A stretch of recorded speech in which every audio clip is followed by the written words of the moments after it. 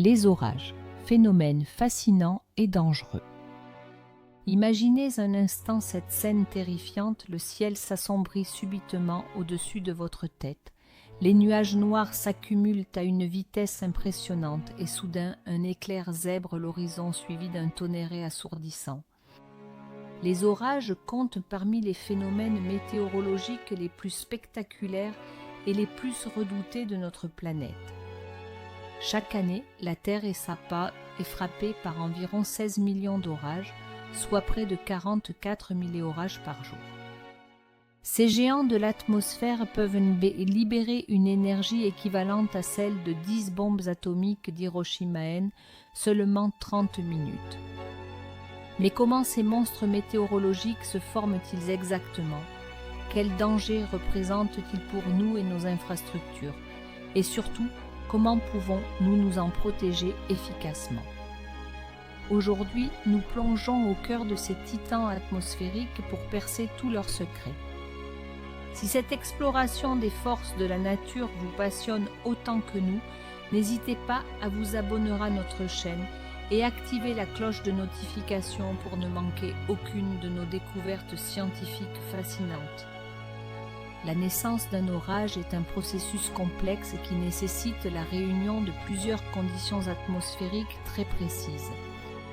Tout commence par ce que les météorologues appellent l'instabilité atmosphérique, un phénomène où l'air chaudé humide se trouve piégé près de la surface terrestre tandis qu'une masse d'air plus froide domine les altitudes supérieures.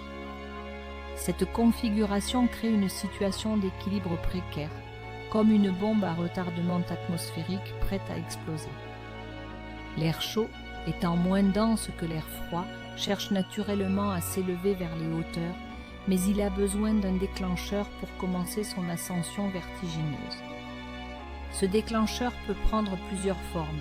Le réchauffement intense du sol par les rayons solaires lors des chaudes journées d'été, la rencontre brutale entre deux masses d'air de températures différentes appelées fronts météorologiques, ou encore le relief montagneux qui force l'air à s'élever le long des pentes.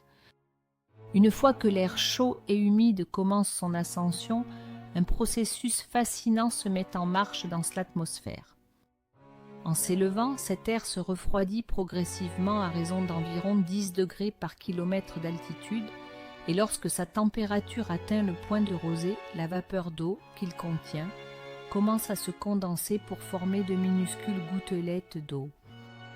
C'est ainsi que naissent les premiers nuages, d'abord de petits cumulus innocents qui ressemblent à des boules de coton blanc flottant paisiblement dans le ciel bleu.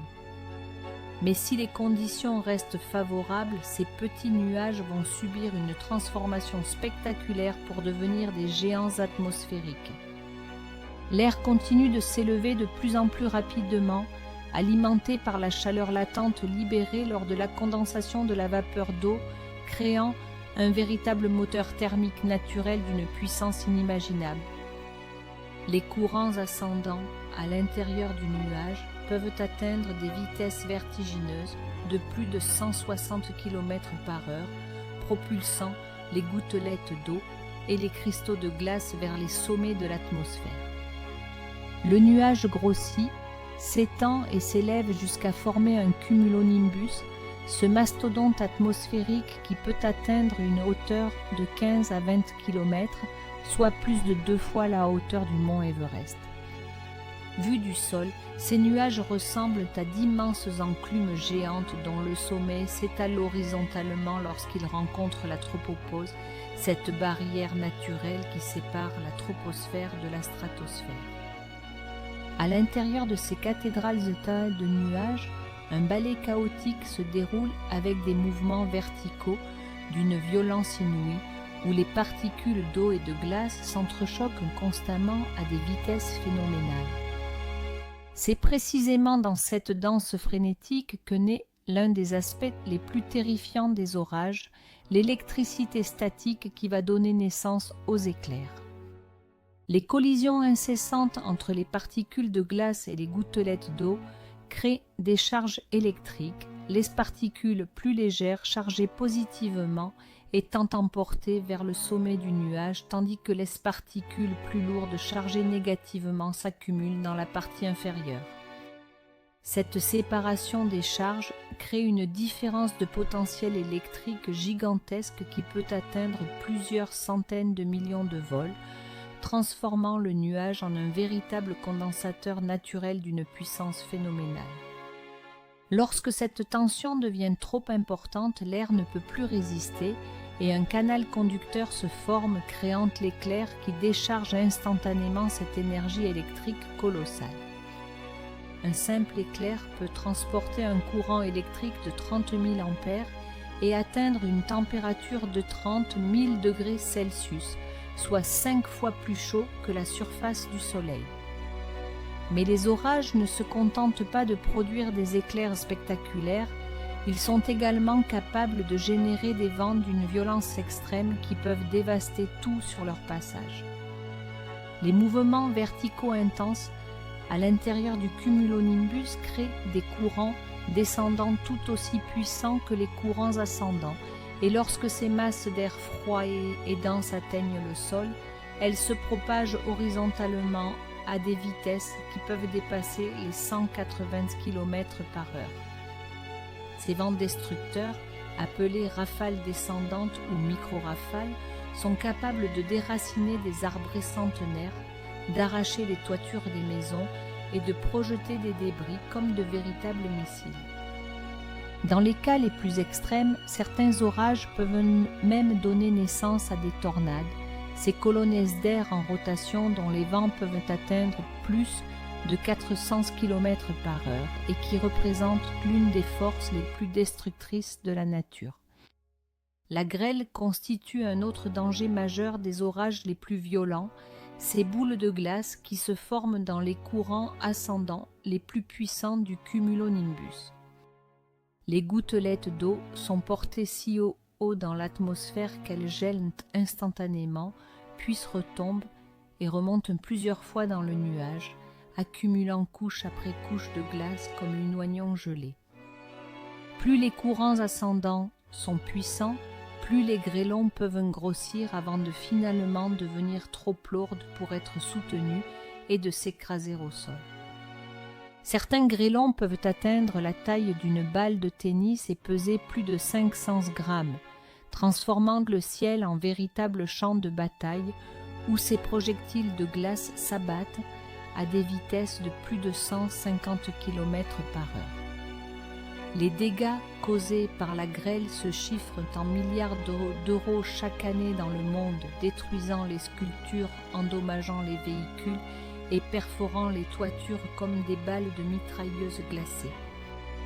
Les précipitations intenses qui accompagnent les orages représentent également un danger considérable, particulièrement en milieu urbain, où les systèmes d'évacuation des eaux peuvent rapidement être dépassés. Un orage stationnaire peut déverser plus de 100 mm de pluie en moins d'une heure, soit l'équivalent d'un mois de précipitations normales concentrées sur une période extrêmement courte. Cette eau n'ayant nulle part où s'évacuer transforme les rues en rivières torrentielles et les sous-sols en véritables espièges mortels.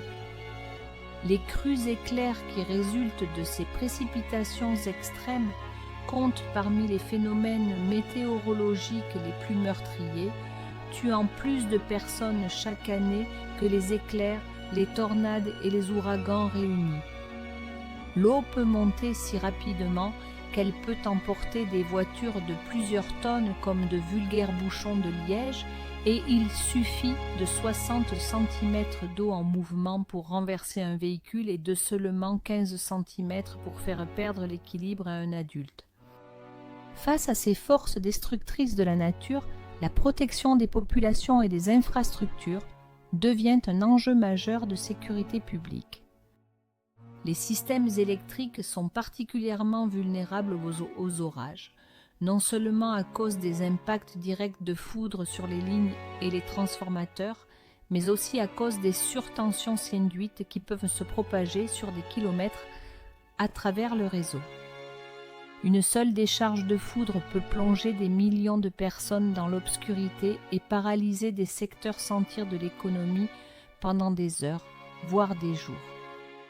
Les équipements électroniques sensibles, des ordinateurs au système de navigation aérienne, peuvent être endommagés de manière irréversible même par des surtensions relativement faibles, représentant des coûts de réparation et de remplacement qui se chiffrent dans milliards d'euros annuellement. L'aviation civile et commerciale doit composer quotidiennement avec la menace que représentent les orages pour la sécurité des vols. Les turbulences extrêmes à l'intérieur et autour des cumulonimbus peuvent endommager gravement les aéronefs et mettre en danger la vie des passagers et de l'équipage. Les cristaux de glace présents dans les nuages d'orage peuvent bloquer les sondes de vitesse des avions, provoquant des lectures erronées des instruments de vol et potentiellement des accidents catastrophiques. Les cisaillements de vent, ces changements brutaux de direction et de vitesse du vent, constituent un danger mortel lors des phases de décollage et d'atterrissage, forçant les aéroports à suspendre leurs opérations dès qu'un orage s'approche de leur piste. Heureusement, la science météorologique moderne nous offre des outils de plus en plus sophistiqués pour détecter, prévoir et nous protéger de ces phénomènes destructeurs. Les radars météorologiques Doppler permettent aux prévisionnistes de surveiller en temps réel la formation et l'évolution des orages, détectant les mouvements des précipitations et des vents à l'intérieur des nuages avec une précision remarquable. Les satellites géostationnaires observent continuellement l'atmosphère terrestre, repérant les signatures thermiques caractéristiques des cumulonimbus en développement et permettant d'émettre des alertes précoces pour les populations menacées. Les réseaux de détection de foudre, composés de capteurs répartis sur de vastes territoires, localisent chaque éclair avec une précision de quelques mètres et fournissent des cartes en temps réel de l'activité électrique atmosphérique. La protection individuelle face aux orages repose avant tout sur la compréhension des comportements à adopter des dangers à éviter. À l'intérieur d'un bâtiment, il est essentiel de s'éloigner des appareils électriques branchés, des canalisations métalliques et des ouvertures comme les fenêtres et les portes, car le métal conduit l'électricité et peut transformer votre maison en piège mortel si la foudre frappe. Les activités comme prendre une douche ou un bain sont particulièrement dangereuses pendant un orage, car l'eau et les canalisations métalliques forment un chemin conducteur parfait pour l'électricité. Il est également recommandé de débrancher les équipements électroniques sensibles avant l'arrivée de l'orage, car même les parafoudres les plus sophistiqués ne peuvent pas garantir une protection totale contre les surtensions les plus importantes. À l'extérieur, les règles de sécurité deviennent encore plus critiques car vous êtes directement exposé aux dangers de la foudre et des vents violents. La règle des 30-30 constitue un guide précieux pour évaluer le danger si vous comptez moins de 30 secondes entre l'éclair et le tonnerre. Cela signifie que l'orage se trouve à moins de 10 km et que vous êtes dans la zone de danger immédiat. Il faut alors chercher immédiatement un abri solide et attendre au moins 30 minutes après le dernier coup de tonnerre avant de considérer qu'il est sûr de ressortir. Les arbres isolés, les points hauts du terrain, les étendues d'eau et les structures métalliques doivent être évités à tout prix car ils attirent la foudre comme des paratonnerres naturels. Si vous êtes pris au dépourvu en terrain découvert sans possibilité d'abri, la position de sécurité recommandée consiste à s'accroupir sur la pointe des pieds, pieds joints, en évitant de s'allonger sur le sol, car cela augmenterait la surface de contact avec d'éventuels courants électriques se propageant dans la terre. Cette position minimise votre hauteur tout en réduisant les points de contact avec le sol, diminuant ainsi les risques d'être foudroyé directement ou par conduction tellurique.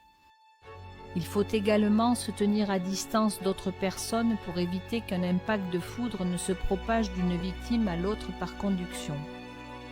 Paradoxalement, l'un des endroits les plus sûrs pendant un orage violent est l'intérieur d'une voiture, à condition qu'elle possède une carrosserie métallique complète. Le véhicule agit comme une cage de Faraday, dirigeant l'électricité de la foudre autour de l'habitacle plutôt qu'à travers lui, protégeant ainsi les occupants. Il est toutefois essentiel de ne pas toucher les parties métalliques de l'habitacle et de garder les fenêtres fermées, car même dans cette protection relative, les arcs électriques peuvent se former et causer des blessures graves. Les véhicules convertibles, les motocyclettes et les bicyclettes n'offrent aucune protection et doivent être abandonnés au profit d'un abri solide dès les premiers signes d'orage. La préparation en amont reste la meilleure stratégie de protection contre les orages et leurs conséquences destructrices. Chaque foyer devrait disposer d'une trousse d'urgence comprenant des lampes de poche à pile ou à dynamo, une radio portable pour recevoir les alertes météorologiques, des réserves d'eau potable et de nourriture non périssable pour plusieurs jours, ainsi qu'une trousse de premiers secours complète. L'entretien régulier de votre propriété joue également un rôle crucial dans la prévention des dégâts, l'élagage des arbres susceptibles de tomber sur votre habitation, le nettoyage des gouttières et des systèmes d'évacuation d'eau, et la vérification de l'étanchéité de votre toiture peuvent vous épargner des milliers d'euros de réparation. Les systèmes de protection contre la foudre, bien qu'ils ne puissent pas garantir une sécurité absolue, réduisent considérablement les risques de dommages aux bâtiments et aux équipements. Un paratonnerre correctement installé et relié à la terre par un système de conducteurs approprié peut capter la foudre et la diriger vers le sol de manière contrôlée, protégeant ainsi la structure qu'il surplombe. Les parafoudres électriques installés au niveau du tableau électrique principal et sur les équipements sensibles coupent automatiquement l'alimentation en cas de surtension et protègent vos appareils des dommages irréversibles. Il est fascinant de constater que malgré tous les dangers qu'ils représentent, les orages jouent également un rôle essentiel dans l'équilibre climatique de notre planète. Ils redistribuent la chaleur des régions équatoriales vers les pôles, transportent l'eau des océans vers les continents sous forme de précipitations vitales pour l'agriculture et les écosystèmes et produisent des composés azotés qui fertilisent naturellement les sols. Sans les orages, de vastes régions de notre planète seraient des déserts arides et la vie telle que nous la connaissons ne pourrait pas exister. Les éclairs eux-mêmes, bien qu'extrêmement dangereux, contribuent à maintenir l'équilibre électrique entre la surface terrestre et l'atmosphère, déchargeant en permanence les charges électriques qui s'accumulent dans l'air. Chaque seconde, environ 100 éclairs frappent quelque part sur Terre, représentant un spectacle pyrotechnique naturel, continu d'une beauté saisissante mais aussi d'une puissance terrifiante. Ces décharges électriques gigantesques ionisent l'air et produisent des composés chimiques essentiels, notamment l'ozone qui nous protège des rayonnements ultraviolets nocifs du Soleil. La recherche scientifique continue de percer les mystères de ces phénomènes complexes, utilisant des technologies de pointe comme les chasseurs d'orage équipés de radars mobiles, les avions de recherche atmosphérique qui pénètrent directement dans l'œil des tempêtes, et les stations de mesure automatisées qui collectent des données en temps réel sur les conditions météorologiques extrêmes.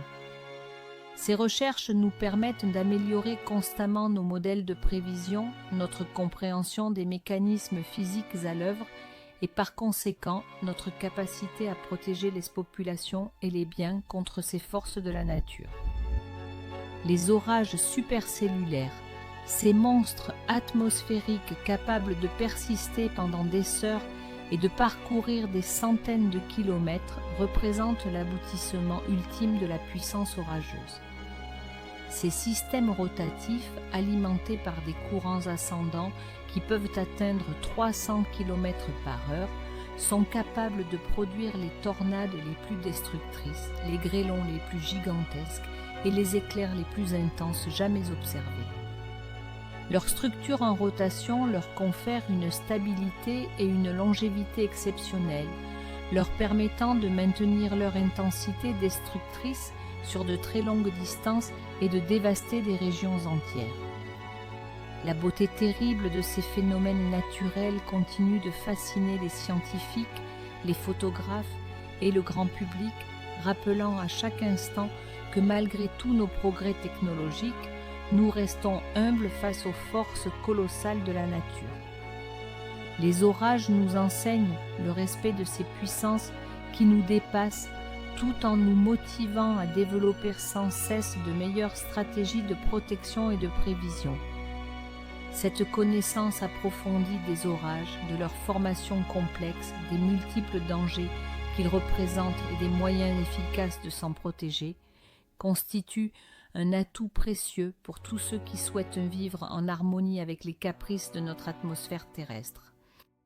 Si cette plongée fascinante dans l'univers des orages vous a captivé et que vous souhaitez découvrir d'autres secrets de notre planète et de l'univers qui nous entoure, n'oubliez pas de vous abonner à notre chaîne et d'activer les notifications pour ne manquer aucune de nos prochaines explorations scientifiques passionnantes.